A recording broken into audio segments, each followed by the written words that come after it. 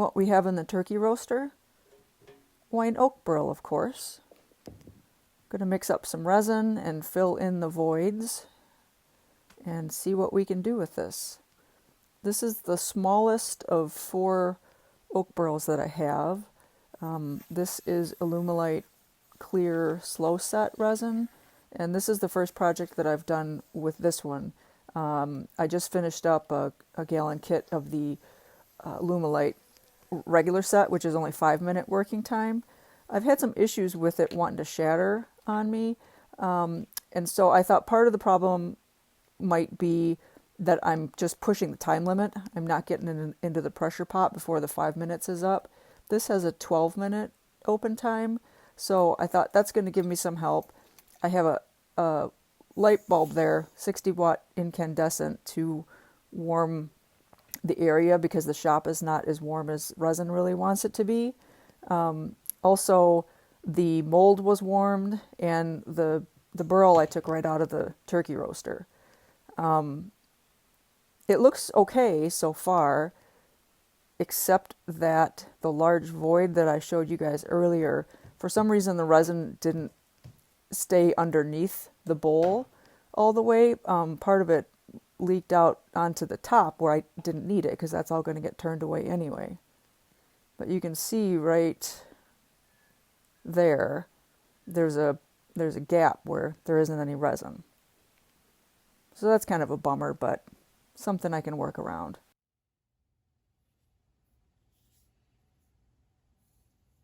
This is my 3rd time taking the faceplate on and off, trying to get it to be level. The mold that I used was relatively rigid plastic, and I had turned the outside profile as close as I could get it to that mold.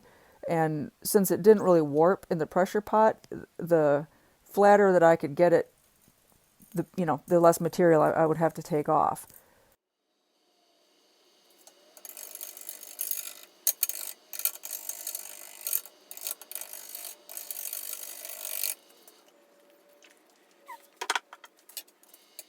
And I have got to order some new carbide cutters. Mine, I think, are getting dull.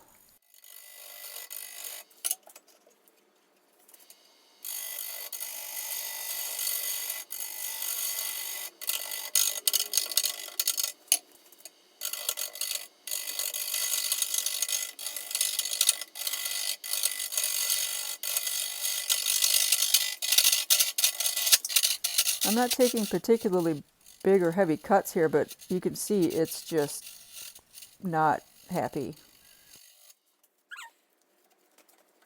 There are probably a few choice words in there.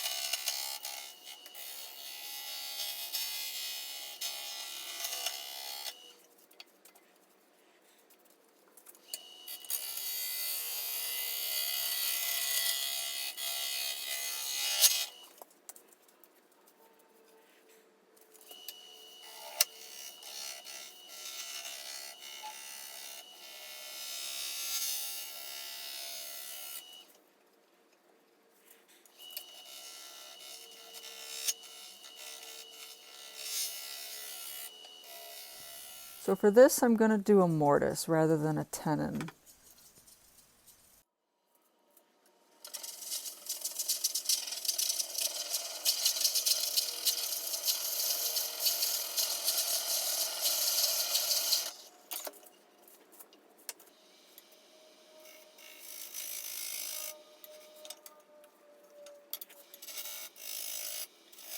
I always use the extra set of jaws that I have to make sure that I've got my tenon or my mortise cut properly, make sure I've got a good tight fit.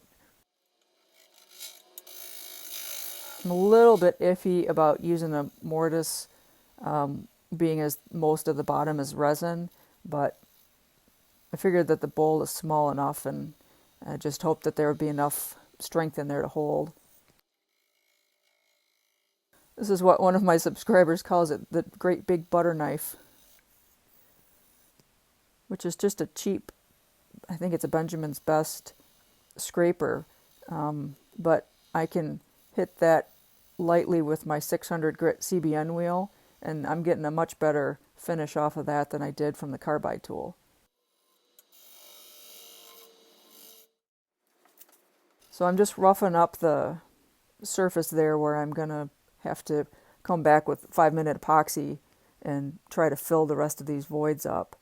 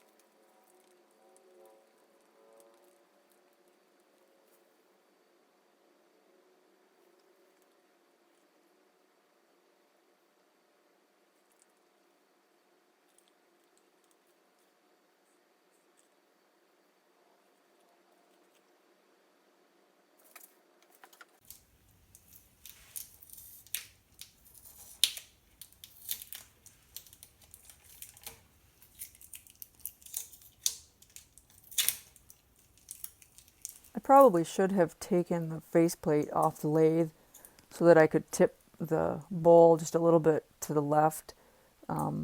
More of the 5-minute epoxy kind of slid down into the dam I made with the glue and the tape, so it still didn't completely fill the holes.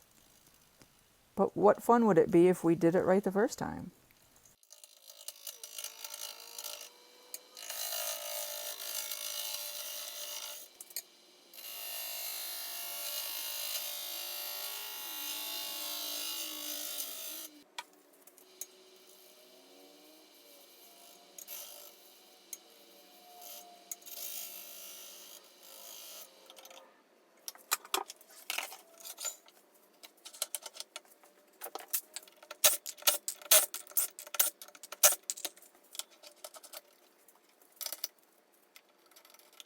There's such a fine line with the mortise between tight enough and cracking it out.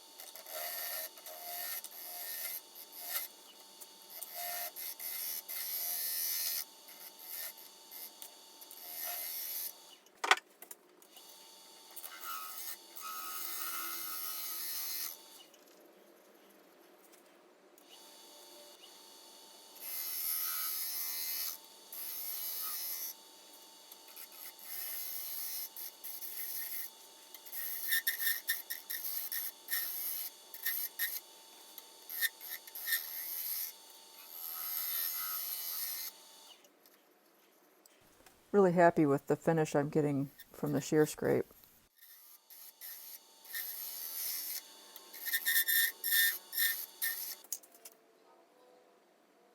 A couple little cracks at the very edge. They hadn't moved since I took them out of the kiln and the turkey roaster, but I have the black Starbond CA glue that, looks nice with this piece, and I figured it wouldn't hurt to fill them in. Now this is 80 grit, and I'm just basically sanding it to see what the resin looks like. It just gave me a really good idea of exactly where the low spots are.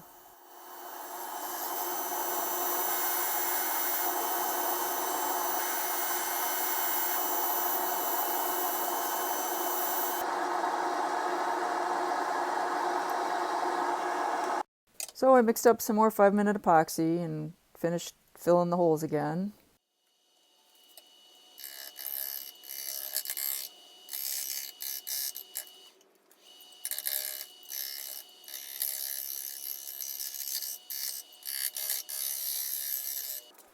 And there still were some holes, so I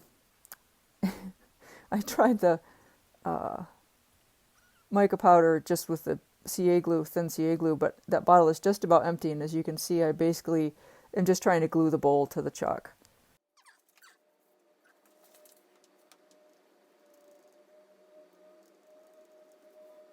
And finally I said, you know what, there can be some little holes. It's fine.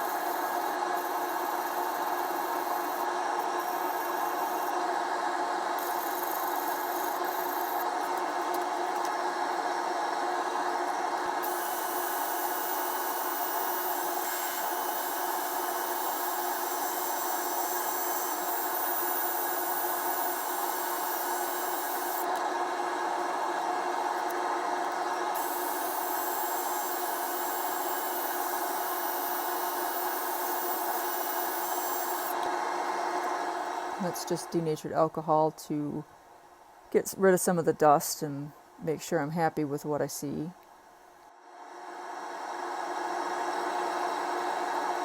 And 1 pound cut of shellac. Now, I just ordered some blonde shellac flakes because when I first started making shellac from the Zinsser can and also making shine juice from that, I didn't really have any trouble. I had since gotten a different container of, pre-made shellac and also a different brand of denatured alcohol. And I've been having issues with the finish being kind of streaky.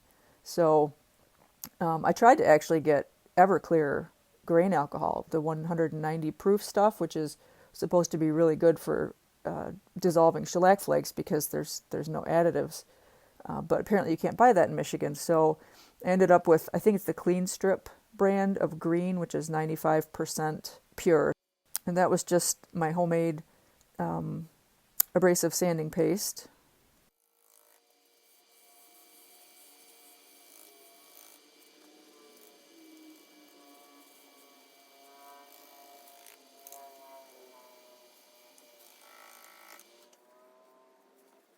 And here is the said shine juice.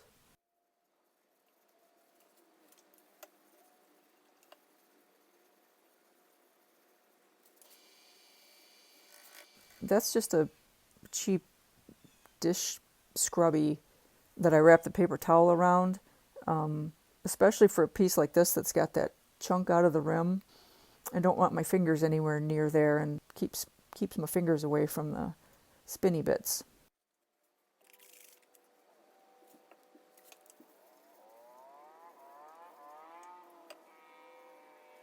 So thanks everybody for watching. My channel has really seen pretty big boost in momentum here lately, and I would love to keep that trend going. So if you haven't subscribed already, please consider doing so.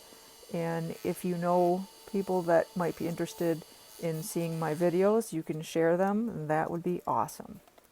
I'm going to hit 1,000 subscribers before my next video comes out, and to celebrate that milestone, I'm going to be doing a giveaway. Make sure you click that notification bell because you are not going to want to miss my next video.